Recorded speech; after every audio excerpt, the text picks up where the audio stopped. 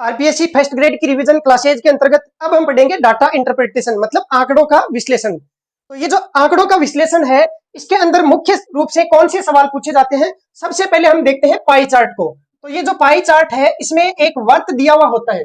समझना, देखो एक वर्त दिया रहता है। इस वर्त में जो टोटल कोण है वो होता है 360 डिग्री का। टोटल कोण का मान होता है 360 डिग्री का। और अगर इसी वर्त को प्रतिशत के रूप में दर्शाया जाए तो अलग अलग जो परसेंटेज दिए हुए हैं, उन परसेंटेज का टोटल जो जोड़ होता है वो 100% होता है। आप देखेंगे कोण में जो टोटल मान है वो तो होता है 360 डिग्री, क्योंकि आप पूरा चक्कर काटेंगे तो 360 डिग्री का कोण बनेगा। और प्रतिशत में बात करें तो टोटल जो है वो 100% होता है।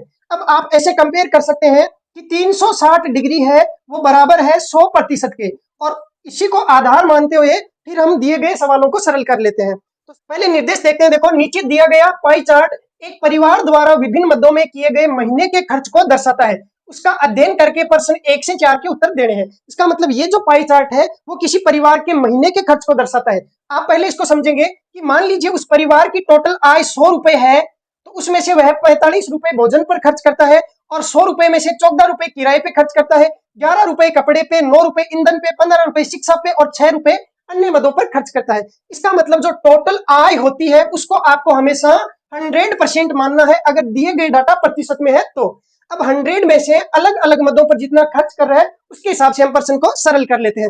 सबसे पहला प्रश्न दिया गया है कि किन 3 मदों के खर्चों में, मतलब किन 3 मद, तो ये 3 मद दिए गए हैं, तो किन 3 मदों के खर्चों में केंद्रीय बिंदु पर मतलब यहाँ पर 108 डिग्री का कोण बन जाता है। तो सबसे पहले तो हम ये चेक कर लेंगे कि 108 डिग्री का कोण बनने के लिए कितना % खर्च करना होगा। तो आप ऐसे लिख सकते हैं कि 360 डिग्री का मान होता है कितने प्रतिशत के बराबर? 100% के बराबर। तो आप लिखेंगे 1 डिग्री का मान होगा 100/360 डिग्री। और अब आपको ज्ञात करना है 108 डिग्री के लिए। आप लिख सकते हैं 108 डिग्री के लिए कितना प्रतिशत होगा? तो 100/360 गुणा 108। 12 से कटा 12, ये 36, 30 और 12 नमे 108।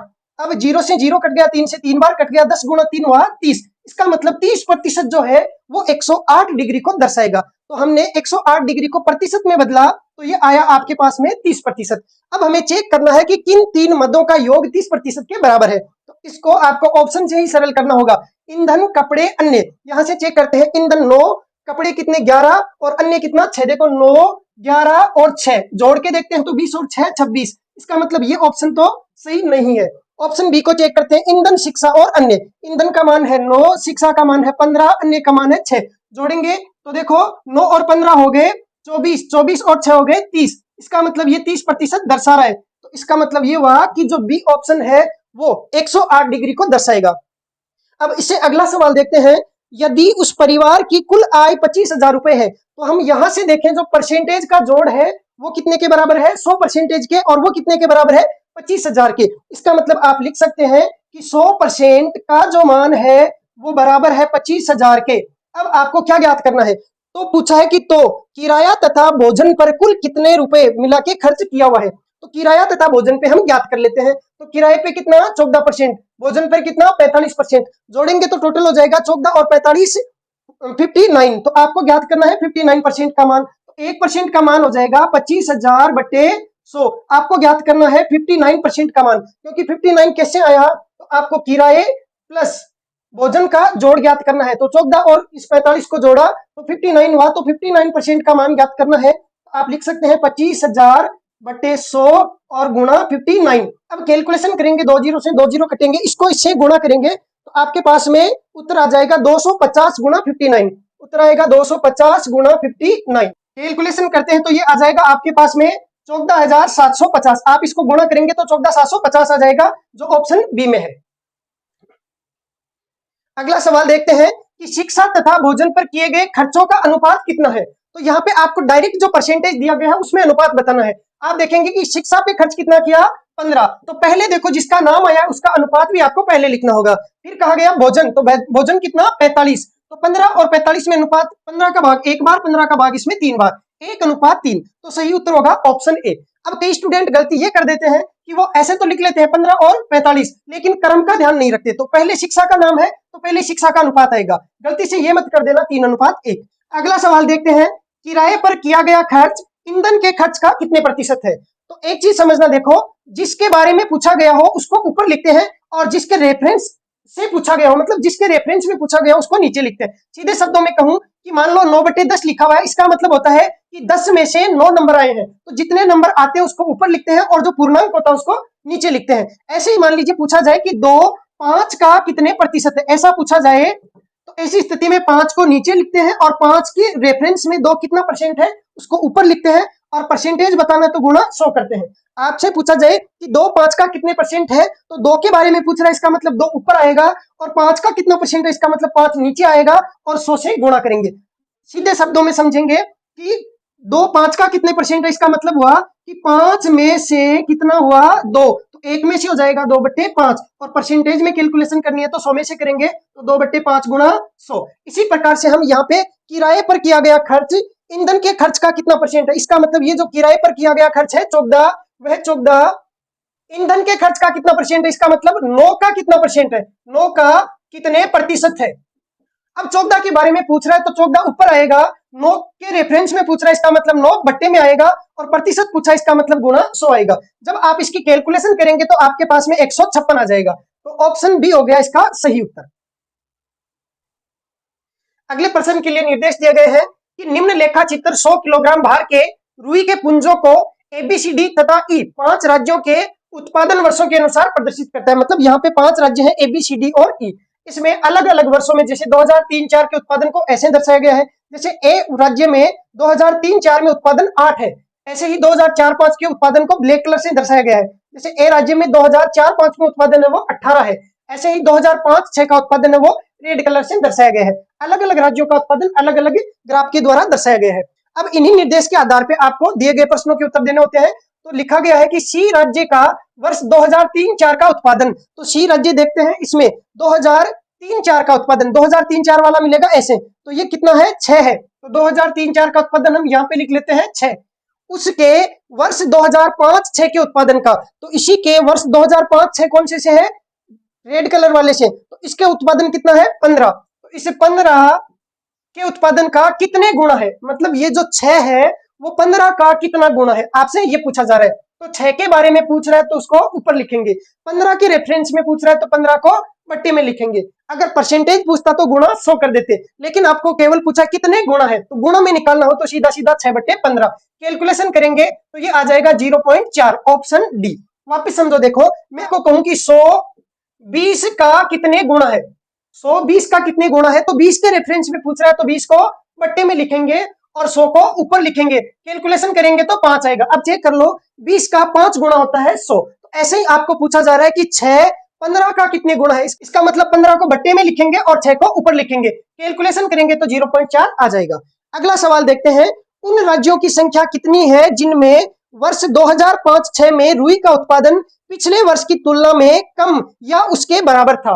तो आपको पूछा है 2005-6 का उत्पादन, तो 2005-6 वाला उत्पादन है वो रेड कलर से दर्शाया गया है। तो आपको उन राज्यों की संख्या बतानी है जिनमें ये जो रेड कलर वाला उत्पादन है वो पिछले वर्ष की तुलना में या तो कम होना चाहिए या उसके बराबर होना चाहिए। तो कितने राज्यों में पिछले वर्ष की तुलना में कम है, तो यहाँ पे देखेंगे कि यहाँ पे जो 27 है वो पिछले से कम है या ज्यादा है, तो इसमें तो ज्यादा है, इसमें बराबर है, तो या तो आपको बराबर वाला ढूंढना है या फिर कम वाला ढूंढना है। तो एक राज्य तो हो गया ये वाला, फिर यहाँ पे चेक करते हैं तो ये ज्यादा है, और यहाँ पे ये चेक करते हैं तो पिछले वर्ष की तुलना में ज्यादा है, और यहाँ पे पिछले वर्ष की तुलना में कम है। पिछले वर्ष का मतलब हो गया ये जो 2005-6 का उत्पादन है वो 2004-5 के उत्पादन से कम होना चाहिए, तो 4-5 का उत्पादन है ब्लैक कलर वाला, तो ब्लैक कलर वाले से जस्ट कम है, तो इसका मतलब एक राज्य ये हो गया। एक राज्य तो ऐसा है जिसमें उत्पादन बराबर है और एक राज्य ऐसा है जिसमें उत्पादन कम है, तो टोटल कितने राज्य हो गए, 2 राज्य हो गए, तो ऑप्शन बी आपका उत्तर हो जाएगा। इस प्रश्न के लिए निर्देश दिए गए हैं कि निम्न लेखा चित्र के आधार पर दिए गए प्रश्न को हल कीजिए। तो सबसे पहले हम लेखा चित्र को थोड़ा देख लेते हैं। यहाँ पे नीचे वर्षों की संख्या दी गई है, जैसे 1995, 96, 97, 98 और 2002 तक, और इस साइड में दिया गया है उत्पादन 10,000 टन में। तो यहाँ पे जो भी लिखा है इसको बस एक बार पढ़ लेना है, ज्यादा दिमाग नहीं लगाना है कि 10,000 टन में है या कितने में है, हमें केवल जो कैलकुलेशन करनी होती है वो इन दिए गए डाटा के आधार पर करनी होती है। अब आप समझ चुके हैं कि इधर वर्ष है और इधर उत्पादन है। अब प्रश्न पे आते हैं, दिया गया है कि वर्ष 1997 की तुलना में, तो वर्ष 1997 कौन सा है, ये वाला, इसकी तुलना में वर्ष 1998 में उर्वरकों के उत्पादन में कितने प्रतिशत कमी आ गई, तो इसकी तुलना में इस वर्ष में उर्वरकों के उत्पादन में कितने प्रतिशत की कमी आ गई। तो दिख रहा है कि यहाँ पे उत्पादन है 60 का और यहाँ पे उत्पादन है 45 का, तो इसकी तुलना में कमी आई है। तो 60 की तुलना में कितने की कमी, 15 की। 60 में से आप घटाएंगे 15 तो आएगा 45। तो आप लिख सकते हैं कि 60 पर कमी आई है बराबर 15 की, तो एक पर आएगी 15/60 की, और प्रतिशत के लिए 100 पर कैलकुलेशन करेंगे तो 15/60 गुणा 100, 15 से कटा 4 बार, 4 से कटा 25 बार, इसका मतलब 25% की कमी आई है। ऑप्शन सी सही हो जाएगा। देखो दोस्तों, जब आपको कमी ज्ञात करनी हो या वृद्धि ज्ञात करनी हो तो जिस वर्ष के बारे में पूछ रहा है उससे जस्ट पिछले वर्ष की तुलना में कमी या वृद्धि ज्ञात की जाती है। जैसे आपको पूछा जाए कि वर्ष 1996 में कितने प्रतिशत की वृद्धि हुई है, 1996 में वृद्धि पूछी जाए तो आप जस्ट पीछे वाले वर्ष की तुलना में वृद्धि ज्ञात करेंगे।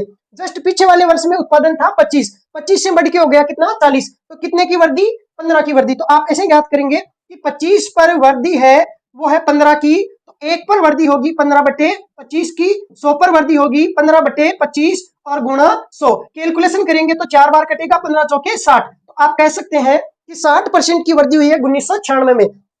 लेकिन क्या आप ये बता सकते हैं कि 1995 में कितने प्रतिशत वृद्धि हुई है या कितने प्रतिशत कमी हुई है। तो 1995 से पिछले वाले वर्ष का डाटा दिया हुआ नहीं है, तो ऐसी स्थिति में आप ये नहीं बता सकते कि 1995 में कितनी वृद्धि हुई है या फिर कितनी कमी हुई है। आप केवल इतना बता सकते हैं कि टोटल उत्पादन है वो 25 का हुआ है। अगला सवाल देखते हैं कि कितने वर्षों में उर्वरकों का उत्पादन प्रदत्त वर्षों के औसत उत्पादन से अधिक हुआ है। तो ऐसी स्थिति के लिए सबसे पहले आपको दिए गए वर्षों का औसत उत्पादन ज्ञात करना होगा। तो दिए गए वर्ष है 1995 से लेके 2002 तक, इनका औसत ज्ञात करेंगे तो औसत के लिए आपको वही तरीका यूज करना होगा, राशियों का योग बटे राशियों की संख्या। तो पहले आप राशियों को जोड़ेंगे तो ये सब जुड़ के देखो कितना आता है, अभी चेक करेंगे, 50 + 75 + 80, और इसमें आप भाग देंगे राशियों की संख्या का, 1 2 3 4 5 6 7 और 8। अब आप इसको जोड़ेंगे तो टोटल जोड़ा जाएगा 440, और बट्टे राशियों की संख्या कितनी 8, भाग देंगे तो आएगा 55। इसका मतलब है इन सभी का औसत उत्पादन कितना है, 55 है। 55 है, देखो यहाँ पे से ये एक औसत उत्पादन हो गया। अब सवाल में आपसे पूछा है कि कितने वर्षों में उर्वरकों का उत्पादन प्रदत्त वर्षों के औसत उत्पादन से अधिक हुआ है। तो कितने वर्षों का उत्पादन ऐसा है जो 55 से अधिक है। तो यहाँ पे नहीं है, इसमें भी नहीं है, एक तो हो गया ये वाला, तो यहाँ पे एक, उसके बाद में दूसरा ये वाला, और तीसरा ये, और चौथा ये। तो 4 वर्ष ऐसे हैं जिनका उत्पादन औसत उत्पादन से अधिक है। तो ऑप्शन डी आपका सही उत्तर हो जाएगा। अगला सवाल है, किस वर्ष में अपने पिछले वर्ष की तुलना में उत्पादन के प्रतिशत में सर्वाधिक वृद्धि हुई है। ध्यान रखना है, उत्पादन के प्रतिशत में पूछा है, इसका मतलब आपको वैल्यू परसेंटेज में कैलकुलेट करके फिर देखना है कि किसमें सर्वाधिक वृद्धि, प्रतिशत में वृद्धि हुई है। तो सबसे पहले ऑप्शन है 2002, 2002 में चेक करते हैं, 2002 में कितनी वृद्धि हुई, तो 75 से हुई 80 की, तो वृद्धि हुई 5 की। और उसके बाद में 2001 में चेक करते हैं, तो 2001 में वृद्धि कितनी हुई है, 50 से 75 की, तो यहाँ पे केवल 5 की वृद्धि हुई है, और यहाँ पे देखो 25 की वृद्धि हुई है। तो दिखने से ही पता चल रहा है कि 2002 की तुलना में तो 2001 में ज्यादा वृद्धि हुई है, तो 2002 को तो यहाँ से हटा ही देते हैं। अब चेक कर लेते हैं कि 2001 में कितनी वृद्धि हुई है, तो 50 पे वृद्धि हुई है 25 की, तो 25/50 और गुणा 100, और ये कितने परसेंट हो गई, तो ये हो गई 50% वृद्धि। तो यहाँ पे लिख लेते हैं कि इसमें वृद्धि है वो 50% की है। फिर देखते हैं 1996 में, 1996 में वृद्धि हुई है 25 से 40, कितने की, 15 की, तो 25 पर वृद्धि है 15 की, तो 100 पर कितनी होगी, कैलकुलेशन करेंगे तो ये आएगी 60%। तो यहाँ पे वृद्धि हुई है 60% की, तो ये ऑप्शन भी कट गया क्योंकि आपको सर्वाधिक वाला डाटा रखना है। फिर चेक करते हैं 1997 में, 1997 में वृद्धि हुई है 40 से कितने की, 20 की, तो 40 पर वृद्धि कितने की, 20 की, तो 100 पर कितने की हो जाएगी, तो 20 से कटेगा 2 बार और ये आएगा 50%। तो यहाँ पे वृद्धि है 50% की, तो सर्वाधिक कौन सी वाली है, 60 वाली, इसका मतलब ऑप्शन सी है वो आपका सही उत्तर हो जाएगा।